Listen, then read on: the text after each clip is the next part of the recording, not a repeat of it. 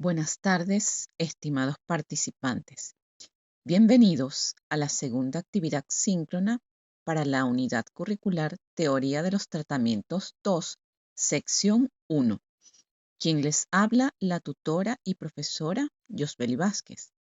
En esta oportunidad, el objetivo de este espacio de aprendizaje es darles a conocer los detalles y especificaciones de la actividad sumativa 2, que debe ser entregada en la semana 6, es decir, a partir del próximo lunes 24 de febrero hasta el domingo 2 de marzo, siendo la fecha límite para esta segunda entrega el martes 4 de marzo.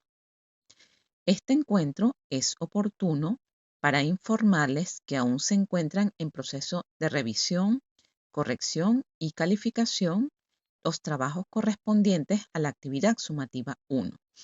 Las observaciones de los mismos la tendrán en la retroalimentación de su trabajo para que conozcan los aspectos teóricos que les faltó incorporar con respecto a las distintas teorías y enfoques desde donde se abordan las psicoterapias. El aspecto común para todos es que en la mayoría hubo un enfoque en lo que son las ventajas y desventajas, siendo el objetivo de la unidad que debían haberle dado mayor enfoque a lo que son los conceptos claves y los principios básicos de cada una de las psicoterapias según su enfoque. Por otra parte, el día de hoy se nos informó de la extensión de entrega para esta primera evaluación hasta el 20 de febrero, que es mañana, debido a que las inscripciones recién cerraron la semana pasada. Continuando con el objetivo de este encuentro, les hago saber que para esta segunda actividad evaluativa se seleccionó como estrategia de aprendizaje una presentación. Esta presentación no debe llevar video, debe tener un énfasis en los siguientes aspectos que están relacionados con los núcleos temáticos de la unidad, que son el estudio de las técnicas terapéuticas para el abordaje de las patologías biopsicosociales del adulto y adulto mayor, para la construcción de estrategias de abordaje, manejo de las técnicas terapéuticas para el abordaje de las patologías del adulto joven y adulto mayor. Reconoce los protocolos para el abordaje terapéutico, aplica técnicas terapéuticas de abordaje cognitivo-conductual, dinámicas, humanistas, gestal, existencialista, tanatológica e integrativa. Por tratarse de un material bastante extenso, esta unidad evaluará tanto la actividad sumativa 2 como la actividad sumativa 3. En esta ocasión, esta presentación se hará en base al siguiente contenido de la unidad. La importancia de las técnicas e intervenciones en la terapia psicológica. Conoceremos y se definirá cómo es el procedimiento de las técnicas cognitivo-conductuales, haciendo énfasis en las siguientes: reestructuración cognitiva, entrenamiento en habilidades sociales, exposición y prevención de la respuesta, así como la terapia de aceptación y compromiso. En lo que se refiere a las técnicas psicodinámicas, desarrollarán análisis de la transferencia, interpretación de los sueños, trabajo con las resistencias y psicoterapia psicodinámica breve. Con respecto a las técnicas humanistas, abordarán empatía y comprensión, reflexión y autoconocimiento, terapia centrada en el cliente y terapia de grupo humanista. En lo que respecta a las técnicas de Gestalt, se hará énfasis en conciencia y awareness, que es el concepto de darse cuenta, el trabajo con el cuerpo, terapia de grupo Gestalt, experimentación y acción. En lo que compete a las técnicas existencialistas, se hará énfasis en búsqueda de sentido y propósito, terapia de aceptación de la muerte y trabajo con la ansiedad existencial. En lo que se refiere a las técnicas integrativas, se explorará la terapia cognitivo-conductual integrativa, la terapia humanista integrativa y la terapia de grupo integrativa. Por su parte, en las técnicas tanatológicas profundizarán en el trabajo con el duelo, la terapia de aceptación de la muerte, apoyo emocional en el final de la vida y trabajo con la pérdida y el luto. Para realizar este trabajo es importante que se revisen todos los materiales relacionados con los distintos manuales de psicoterapia. Los que cursaron conmigo en alguna oportunidad teoría de los tratamientos deben tener el material o el manual de psicoterapia breve, intensiva y de urgencia de Leopoldo Velac, donde se destaca cómo es la terapia breve. También hace referencia al abordaje de varios trastornos como la depresión, la ansiedad, el manejo de la conducta suicida, entre otros. Asimismo, en dicho manual se describen cómo son los lineamientos a seguir en la terapia cognitiva, algunas terapias conductuales y de manera sistemática reporta cómo es el abordaje desde la psicoterapia breve de algunas patologías o los motivos de consulta que nos vamos a encontrar con frecuencia dentro de la práctica clínica. También pueden revisarse los manuales de psicoterapia gestal, los manuales de las terapias humanistas.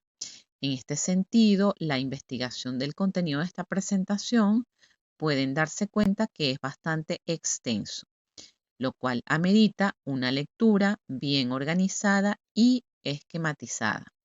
Sé que quizás para algunos este contenido es fastidioso. Sin embargo, tenemos que recordar que el quehacer profesional de nosotros como psicólogos, especialmente los que nos dedicamos a la clínica, implica que nos dotemos de un amplio conocimiento en la diversidad de técnicas terapéuticas, en especial aquellas que están basadas en la evidencia y que tengan sólido sustento teórico. Por tratarse de teoría de los tratamientos 2, tienen que conocer todos los enfoques. Ya más adelante, cuando ustedes se especialicen, pues decidirán si se enfocan en trabajar con uno u otro enfoque. La idea es que prueben todos hasta que encuentren el que más se identifique con ustedes, el que sea más práctico de aplicar al momento de abordar o los pacientes, haciendo la salvedad que preferiblemente debemos unirnos o debemos desarrollar un enfoque basado en la evidencia. Tengan presente con respecto a los lineamientos básicos de los distintos enfoques, les voy a hablar de la terapia cognitiva, al igual que en el enfoque conductual y en el cognitivo conductual. Este tipo de terapia tiene una fase inicial, una fase media y una fase final. Voy a comenzar con esta porque es con la que ustedes deben estar familiarizados para que tengan una estructura de cómo guiarse. En la terapia cognitiva, dentro de la fase inicial, el trabajo debe enfocarse en familiarizar al paciente con el modelo cognitivo. Es decir, allí lo psicoeducamos. Le explicamos en qué consiste la técnica, cuál es el tiempo, el número estimado de las sesiones, cuánto va a durar cada sesión y qué se va a ir abordando de acuerdo al motivo de consulta. Por supuesto, antes nosotros debemos establecer un plan terapéutico que debe basarse en la realización de un buen proceso de evaluación o lo que se conoce como psicodiagnóstico. En base a ello, entonces, en esta fase inicial del tratamiento, el terapeuta va a tener un rol más activo que el paciente. ¿Por qué? Porque dentro de la terapia cognitiva, junto con el paciente, el terapeuta va a generar una lista de problemas, una lista de pensamientos que se desarrolla y se somete a prueba. En la terapia cognitiva se hace un análisis del caso.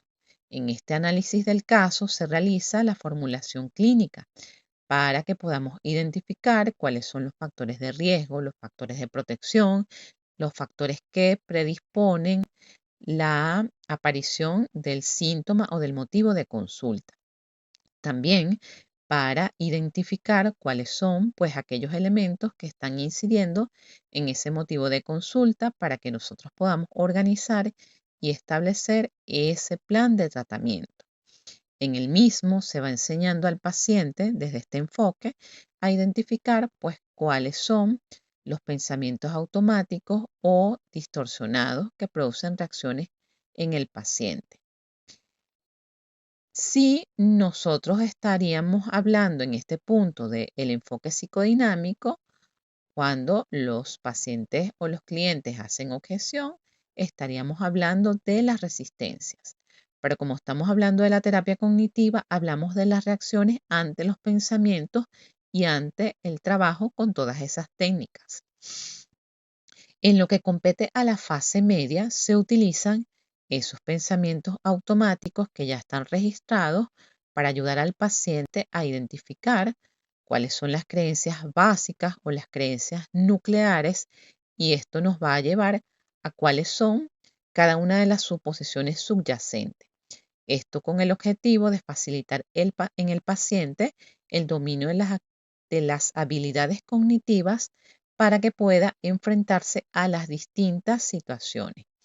Esto es que el punto de vista del pensamiento, pues los dirigimos o llevamos su acción y su atención a enfocarse en cómo afrontar o cómo enfrentar de una manera más adaptativa todas las situaciones que se les presenten. Se explora el desarrollo de las suposiciones subyacentes y ya para la fase final, partiendo del hecho de que estas son intervenciones casi siempre breves, y vamos a decir breve, un abordaje cognitivo-conductual nos puede llevar un promedio de 14 a 30 sesiones. Estimado, esto va a estar establecido de acuerdo con la naturaleza del motivo de consulta, el tipo de paciente, el tipo de trastorno.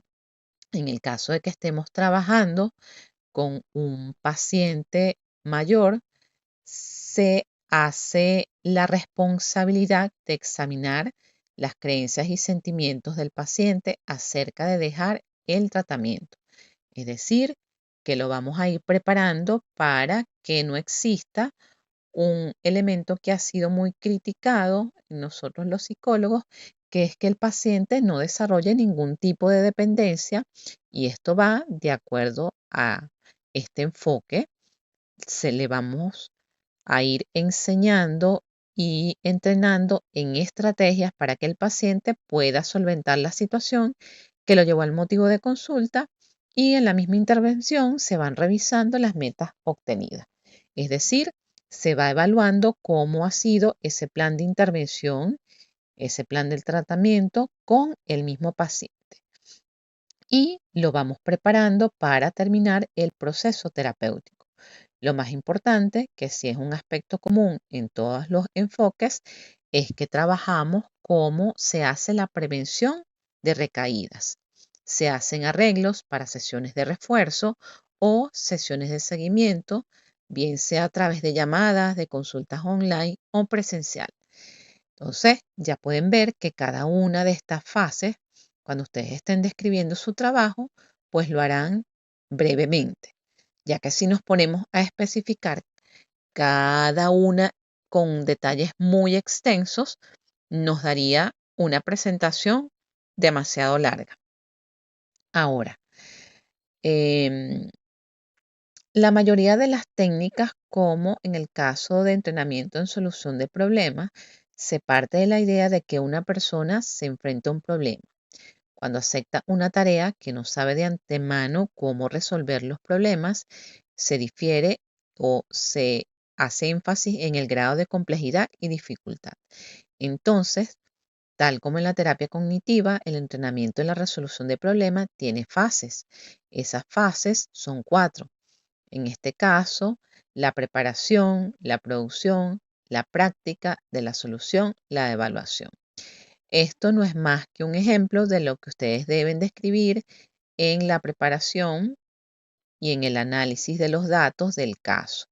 Los criterios de solución de la persona en el resultado, se divide el problema en otros más sencillos, se ignora información para simplificar el problema. De acuerdo a esto, se centra en la solución del problema y no en los otros detalles.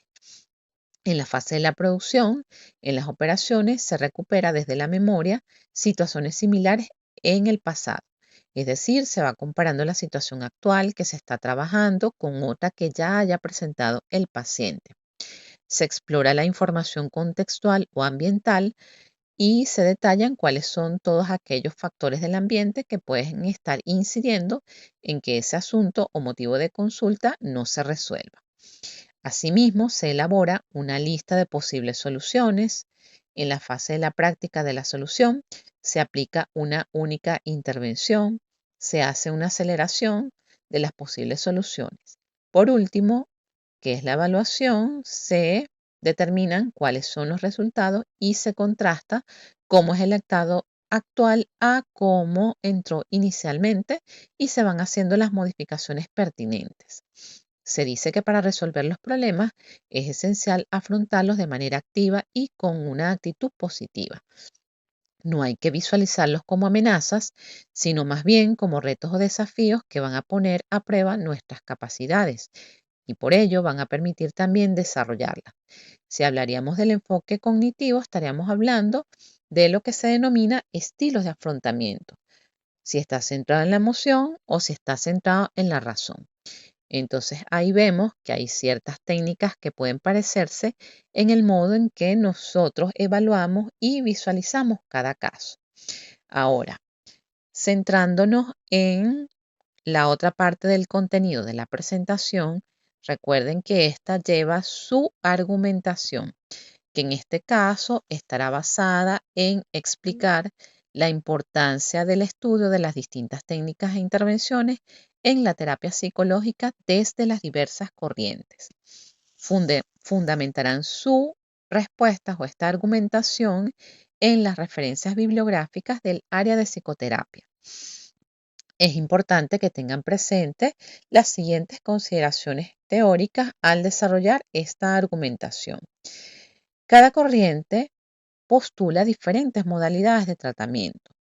Cuando se habla de la terapia psicológica, debe verse como un proceso que utiliza técnicas en donde se producen fases como las que acabamos de describir, circunstancias y procesos. El marco teórico se vincula a la técnica utilizada por el terapeuta. Las diferentes corrientes psicoterapéuticas se han ido desarrollando a medida que se han ido profundizando las líneas teóricas de investigación que las sustentan.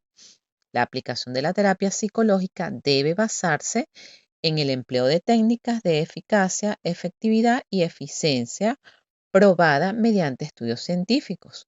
Es importante que las técnicas estén probadas para el problema específico en el que se aplican. Por eso es que se hacen las supervisiones y los análisis de caso. No podemos dejar de obviar en esta argumentación la diferenciación entre lo que son técnicas de abordaje, técnicas de intervención, tratamiento y proceso terapéutico. Las técnicas de abordaje psicológico son todas aquellas intervenciones realizadas por un psicólogo clínico, las cuales se basan en técnicas y teorías enmarcadas en un contexto clínico y seleccionados de forma cuidadosa para propiciar un abordaje oportuno y eficaz en el paciente. Cuando hablamos de las técnicas de intervención, estas van a comprender un conjunto heterogéneo de métodos y sistemas estructurados. Su finalidad es conseguir los objetivos marcados en el tratamiento y como fin último, la superación del problema que es motivo de intervención psicológica.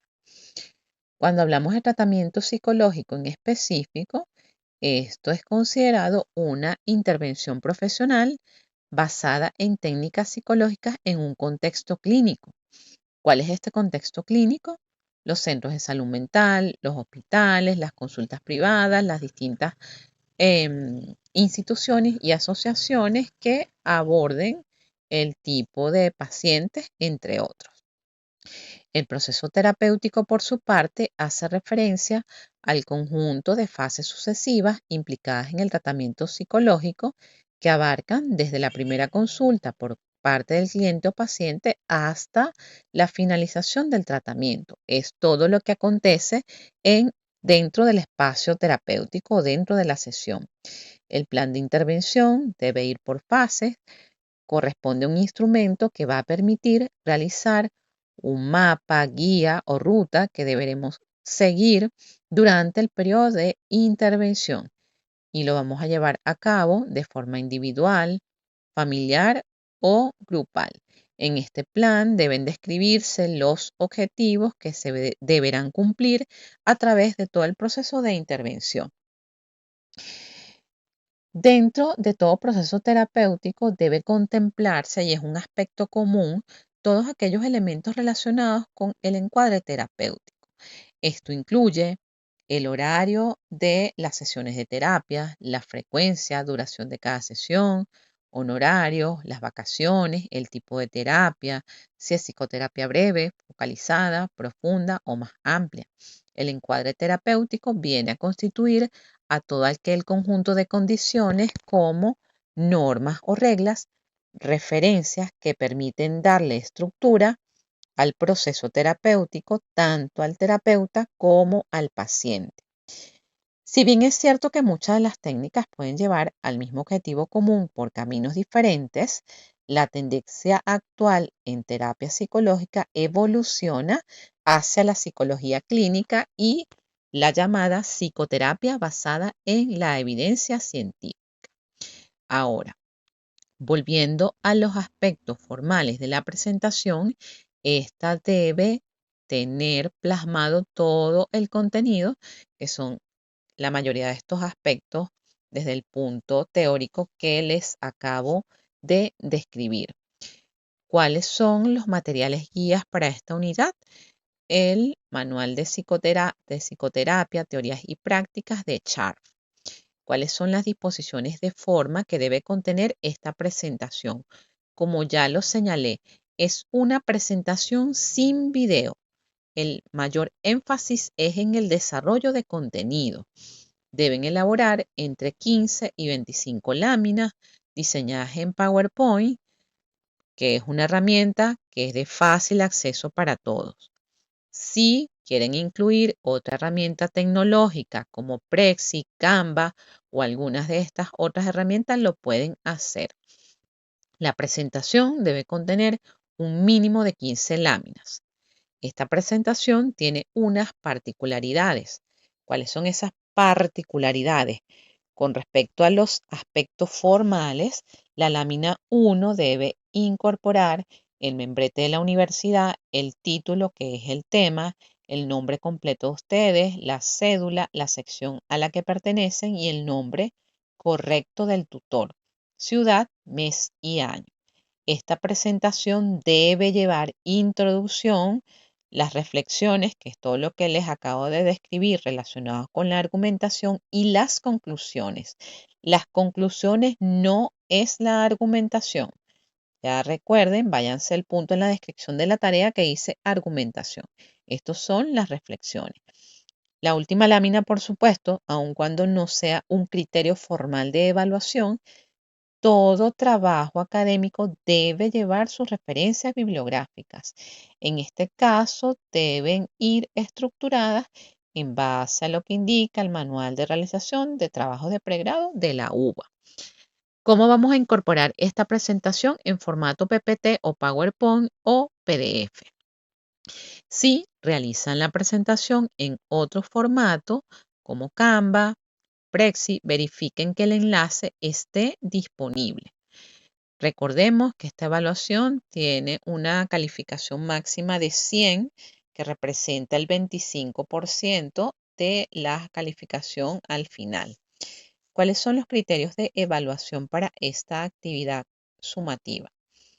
Calidad de la información, es decir, que lo que ustedes plasmen en esa presentación no sea un mero copiar y pegar, sino que describan la información según lo que dice la literatura especializada del área.